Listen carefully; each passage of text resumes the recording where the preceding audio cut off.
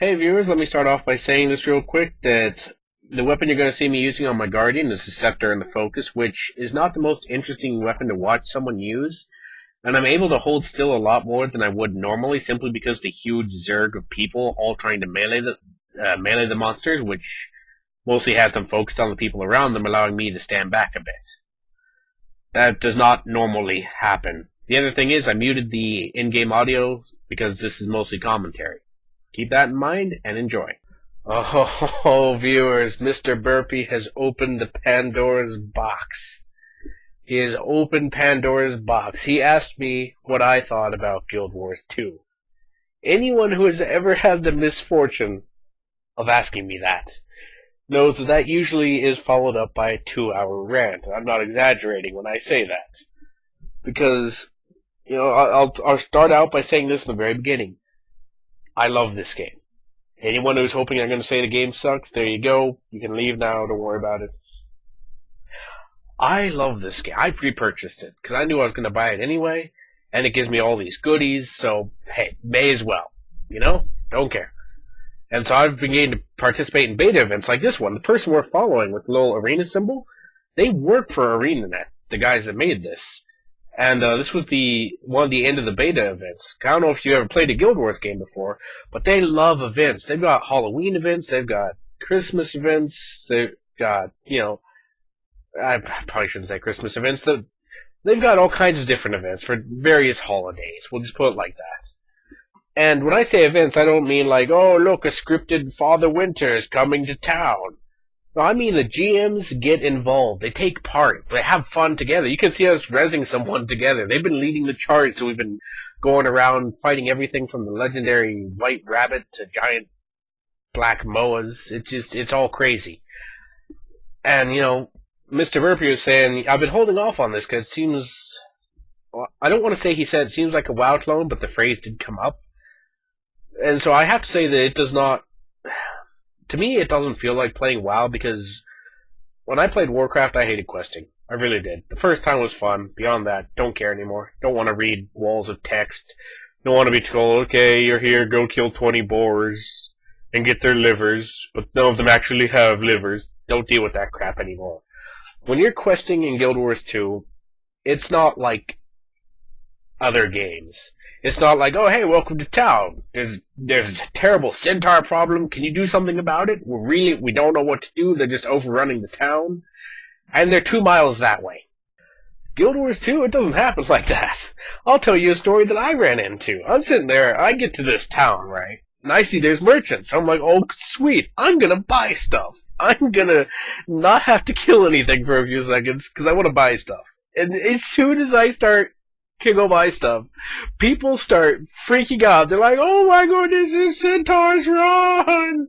And I'm like, what are you talking about? And all of a sudden, this like horde of centaurs just converges on the little village I'm in. And I'm like, no! So me and a bunch of other guys who were there having to fight off the centaurs, because if we had failed, the town would have been gone. It would have been wiped off the map. It would have been centaur territory now. And I wanted to buy those items, so I fought them off, which is really difficult. But it was fun, and that's how the questing works. You go somewhere, maybe something happens, maybe something already happened, and you're going to it. It's all dynamic. It's not, go kill 20 cougars because they're cougars. Don't get me wrong, you will have quests where it's like, okay, kill a bunch of these guys. But usually that leads to something, like kill a bunch of these guys, push them back into their territory, and set it on fire. It's fun. I enjoy it.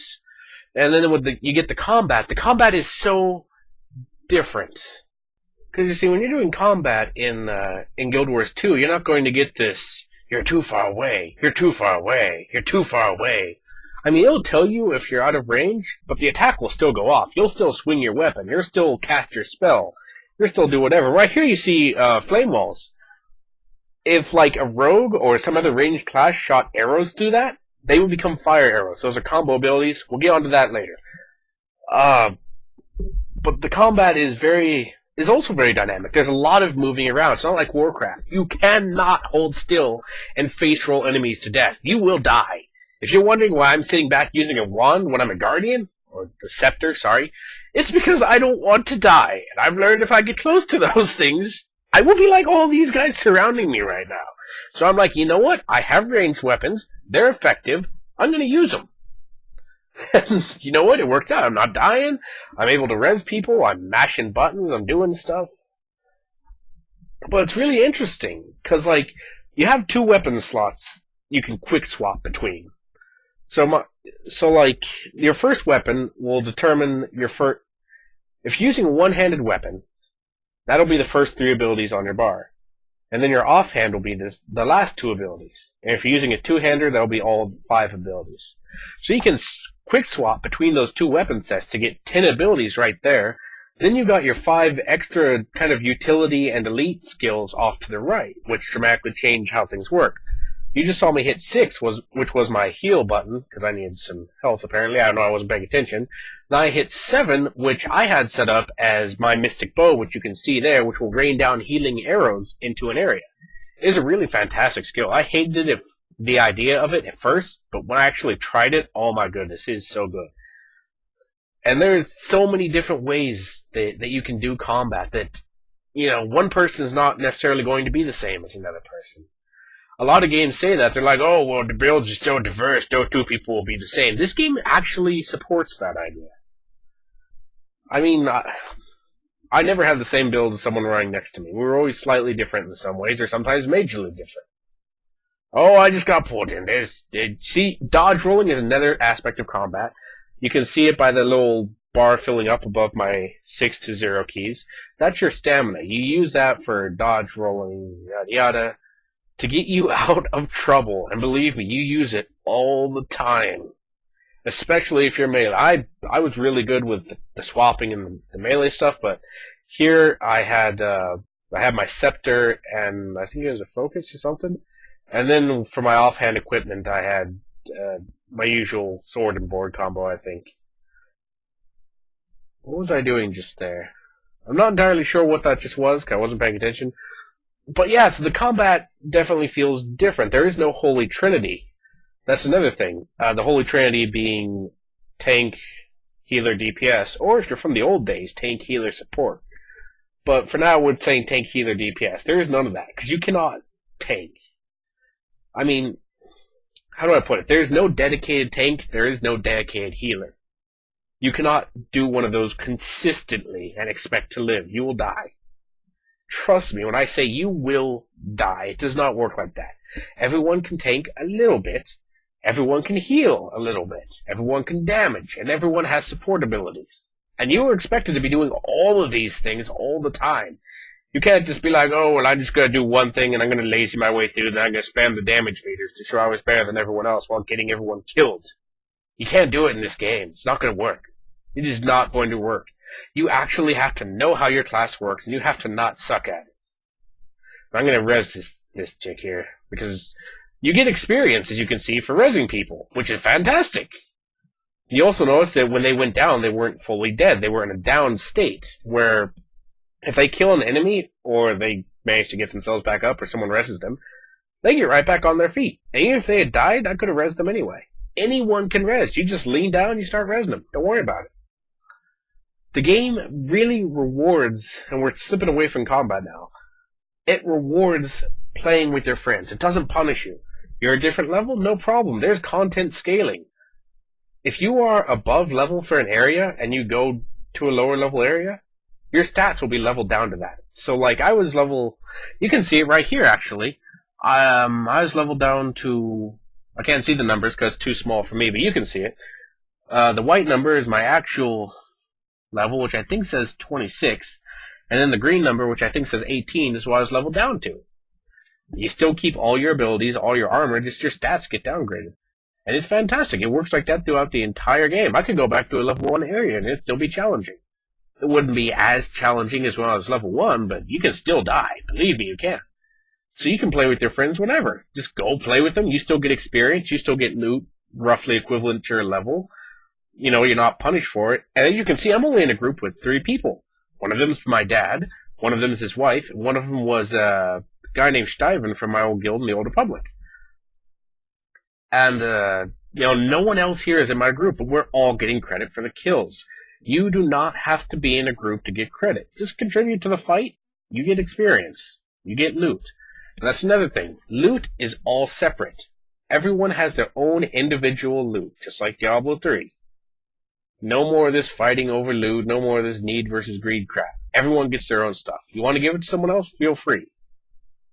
I mean, there's still some bind on equip kind of stuff, but still, point being, you don't have to worry about people ninjaing your crap because it's not going to happen. Also, you got friends on a different server? You got friends server transferring, yada yada? Not a problem. You can visit as a guest to any server. Doesn't cost a thing. The only thing is you cannot PvP on that server because your PvP benefits are based on your home server. But you can go visit anywhere you want. You can also be in multiple guilds. The game, it rewards grouping with your friends. It does not punish you for it. You are encouraged to play together, have fun together, laugh together. That's why I did away with the Holy Trinity. Because one of the game developers said, and, I'm paraphrasing. I can't remember the exact quote, but this really was the gist of it. He's like, waiting to play is not fun. It's not fun to sit there and wait for 2 hours for your healer friend to log on so you can do a dungeon. You shouldn't have to wait for, a specific role to get online. If there's someone you want to play with them. Get on, do what you're going to do. Doesn't matter. There's also content scaling, which means the difficulty of the content is proportionate to the number of people. That's why we have this entire Zerg here, and stuff is not dying in seconds. If there were 10 of us, it would be scaled to 10 people. But there's like 50 or more of us, so it's scaled to that many. There's people all over just blowing stuff up right now. I really like these spell effects are exaggerated too. I really like that. And that move you keep seeing me use is my automatic resurrect. Or not auto-resurrect, but it's quicker than trying to pick someone up manually, because as soon as that skill finishes, it will res someone near me. But you can see there's still some chaos, some craziness going on. The only complaint I really have about the game is the storyline. I didn't get into it. I didn't think it was bad, but it didn't grip me either. I played the human story where it's like, I'm sad that I never found my sister's remains, and I'm friends with the innkeeper, and yada yada. And it's like I know it sounds bad, but I really didn't care about my lost sister. They didn't give me a reason to. It's like I didn't actually care.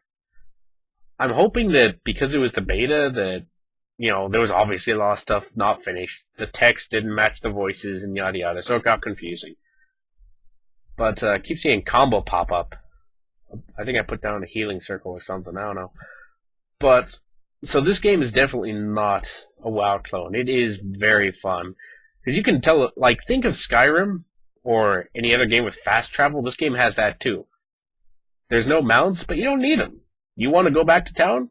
Open your map, click the waypoint, pay a little bit of money, bam, you're back in town. Doesn't matter. Also, and I forgot to mention this earlier, the way dynamic quests work is that you get rewarded based on contribution. Think like Warhammer or Rift. You complete the event, it's like, and it doesn't compare you against other people. It compares you against the event.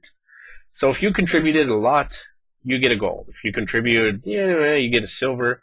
If you contribute a little bit, you get a bronze. But you're not ever going to be against someone like, oh, well, you only did 2,000 DPS and this guy did 5,000, so you suck. You only get a bronze medal. No. If you contribute to an event, whether you're healing people, whether you're buffing and doing damage, whatever, as far as I know, you get a medal. And most of the time I got gold. It's really not that hard to do well at an event. Now, you see a lot of people running around naked because when your gear breaks, it disappears. Let me say it doesn't disappear from your inventory, just your avatar.